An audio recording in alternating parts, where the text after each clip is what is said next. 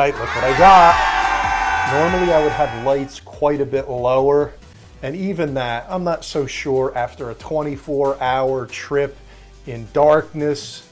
They're so stressed anyway, the fish, that I don't think it really matters. I'm floating the bags. I float them for about 20 minutes to get them temperature acclimated, and then I just put them right in the tank, all right? So let's get right into it. How to school your fish in a smaller size aquarium.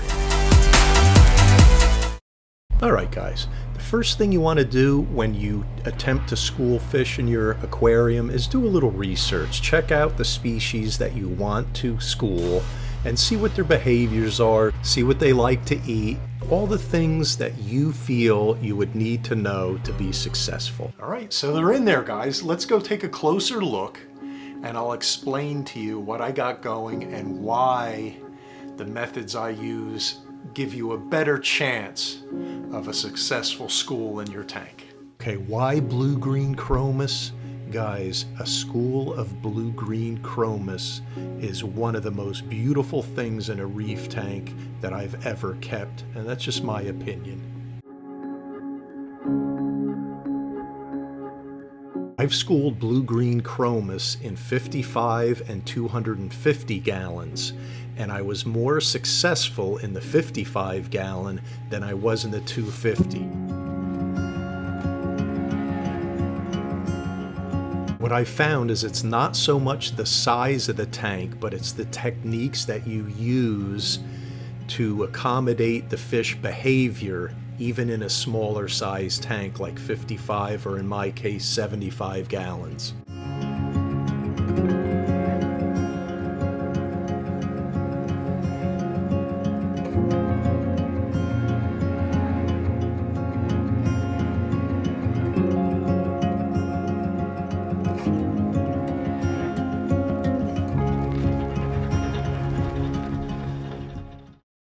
The second thing you want to do is try to purchase the fish all the same size.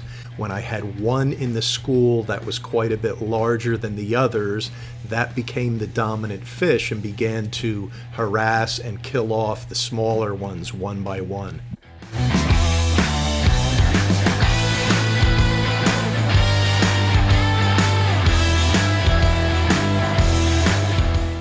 The next thing I found successful was by adding an odd number group. My educated guess is that the odd numbering doesn't allow them to pair off in groups of 2. Then there'd always be an odd number of fish. However, this is just my guess. I've added 9 into my tank, but as you can see, I have 8 because one didn't make it.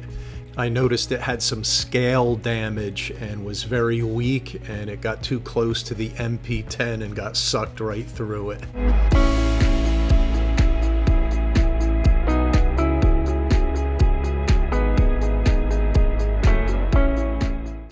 Another thing is add them after you've added all your other fish. You actually want some aggression towards the school, because what that'll do is take the focus off the fish in the school and they will band together to defend themselves as a group rather than defending each other within the group.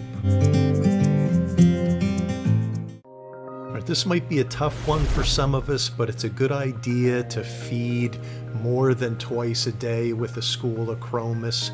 I'm trying to make it 3 times a day right now. If they're not hungry, they probably will not fight between each other. I can pull feeding off more than 3 times a day, but you might want to invest in an auto feeder if you can't do that.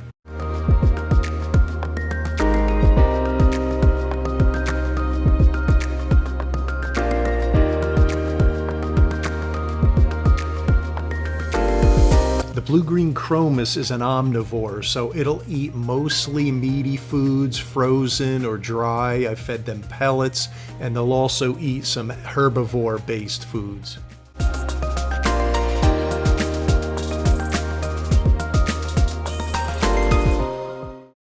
They also like high flow areas of the tank. I'll notice that they swim to the high flow areas and stay in the school. And once again, it's turbulent. That takes the focus off the individual fishes within the group and leads to less antagonistic behaviors within each fish in the group. I'd also recommend having at least one more aggressive fish in the tank. That way the school of Chromis will band together and be in somewhat of a defense mode most of the time.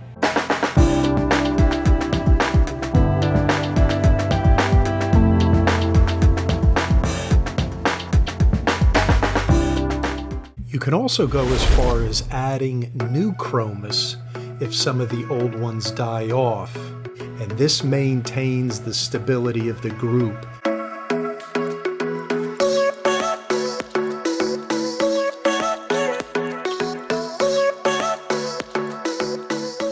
They like places to hide. If they feel threatened, they'll either group up or go into hiding in certain places in the tank. So it's a good idea to have some hiding places in your reef tank.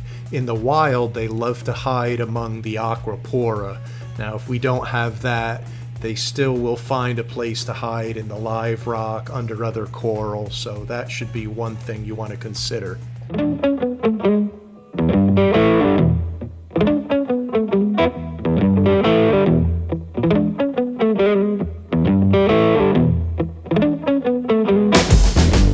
All right, see you next time, guys.